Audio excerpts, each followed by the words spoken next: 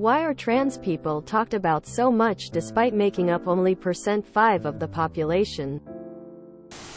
They're way less than that. Because it's hard to fight the class war when you're distracted by culture wars. There is a lot of stuff that neither party want to talk about. So talking about something else that doesn't really affect anyone, except for trans people, is like a safety blanket for politicians. Remember the dark times when Bernie made everyone talk about universal healthcare, for instance.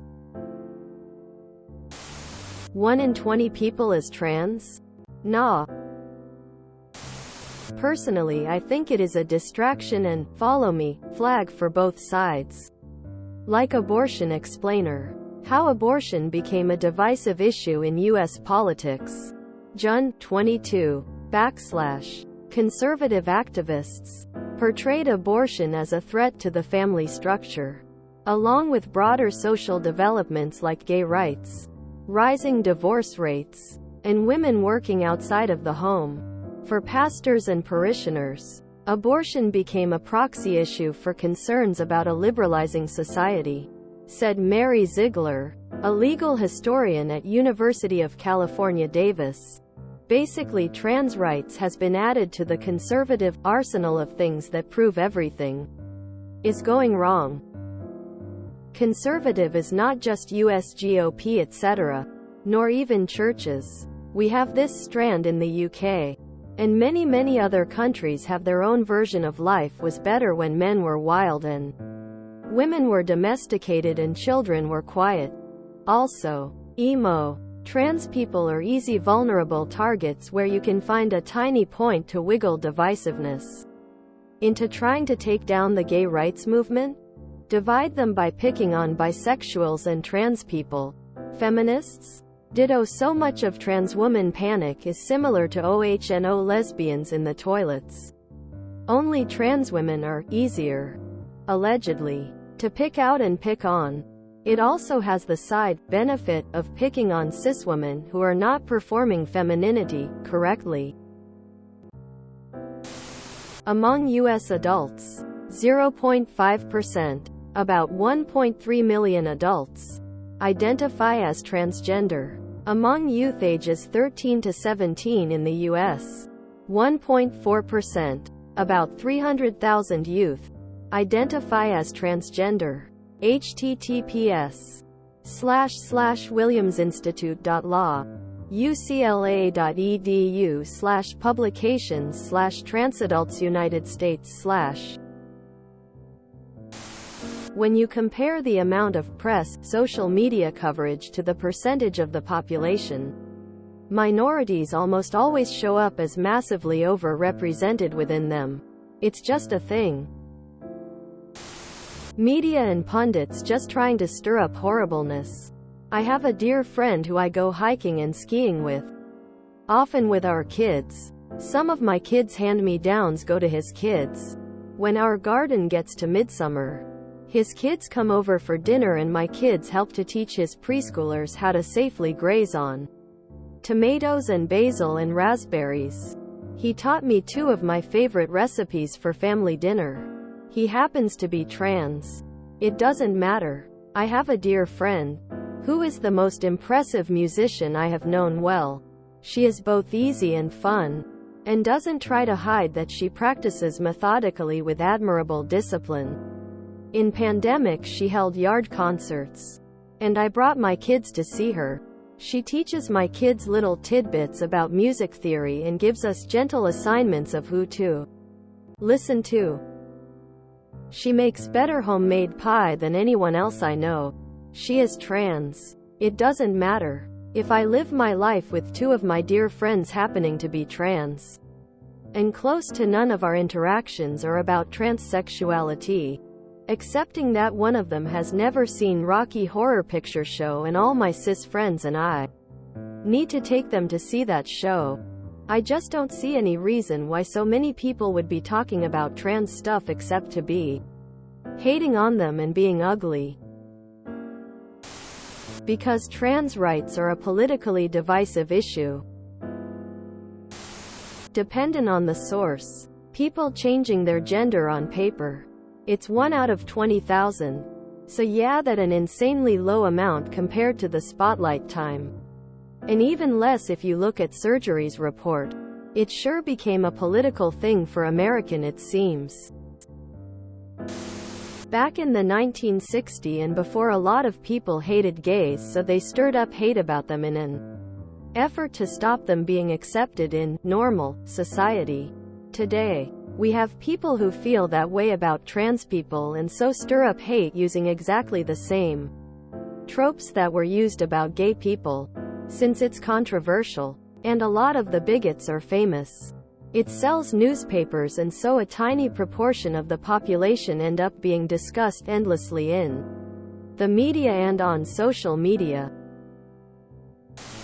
They are just trying to distract you from the real problem. Vaccine inefficacy, support for a war. Nobody supports public job cuts. You must have noticed how recycling has suddenly disappeared without anybody talking about it. They just approved the carbon tax and nobody is talking about it. And by the way, what exactly are they saying about trans? I haven't heard a single thing on their behalf except that they deserve our support. For whatever that means. Conservatives know their policies are garbage, so every election they create a new culture war. They did it with PC culture with Obama, trans people in bathrooms, socialism, vaccines, etc. They haven't won the popular vote in presidential elections in decades, and they're terrified their policies are becoming increasingly more unpopular, leading them to radicalize and go more far right in a desperate attempt to turn their base out, which also has the effect of making them more unpopular. They talk about trans people because they can scare their base and hope it increases voter turnout. Because your country has a weird obsession with it. People can't handle when others are different. Race, left-handedness, disability, sexual orientation, transgender folk, all at some point discriminated against for being different. Because there's a perception, however justified or not, that trans rights and women's rights are in conflict in areas like sports, prisons, and bathrooms. Both sides feel that their rights, dignity, safety, and social validity are at stake, so are fighting hard. Both sides feel it is extremely important, so talk about it a lot. Hate-mongers and opportunistic politicians and influencers are weighing in to stir things up. And the debate has become very toxic and bitterly divided. It has reached fever pitch, so that even expressing a balanced or conciliatory view online usually invites a furious response from one side or both, which further pushes people to dogma and entrenchment and makes a resolution less likely. So it is talked about a lot and in very bitter, angry tones.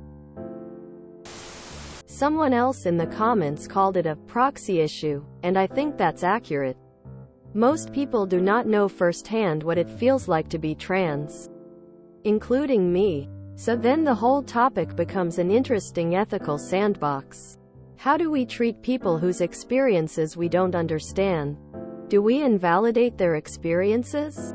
Some do. Are people who do that, invalidating experiences they don't understand, acting in an ethical way? I don't think that's ethical. But how to be supportive is a difficult question too. How to be actively supportive of something we have difficulty understanding. Is curiosity about experiences that we don't understand a bad thing? Does it place a mark of otherness? I suspect it does. And that's why I don't talk about this topic in real life. I think people are more willing to ask questions without filters on the internet though. Bullies need a minority to pick on. Because transsexualism and transgenderism fundamentally challenge how society functions. Society has developed around gender roles, which are gradually phasing out now that they're no longer necessary. But it is still ingrained into society that there are two genders, one for each of the biological sexes. We'll leave intersexualism out of the conversation for now. So what happens when not only gender roles erode, but so does the very notion of gender being fixed and easily assigned?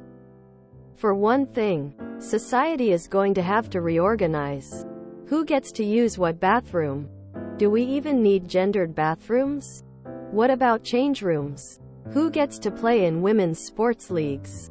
And do women even need their own separate categories? These are conversations that society has never had before because we've never needed to. Now, in the face of irrefutable evidence that trans people exist and have the same importance in society as any other person, we're realizing that we need to have those conversations. And the outcome of those conversations will shape how not just trans people, but gender and biological sex are treated in society forever. TL. Doctor. It's because society has to make significant changes if it's going to adapt to the idea of trans people existing. It's talked about a lot because people have strong opinions on it. Decent people who believe they have every right to be who they want to be. And people who for some reason believe it's wrong and unnatural really stick to that. Also 0.5% of the population is a lot, 1/200th is a lot of people. And if I'm not wrong, and I have no data to back this up, most trans people are in the Western world. And this might mean that they make up more than 0.5% of the Reddit population. If you enjoyed this video, please check out our playlists full of similar content. Epic Ericast is like doom scrolling for your ears. Please like, share, and subscribe.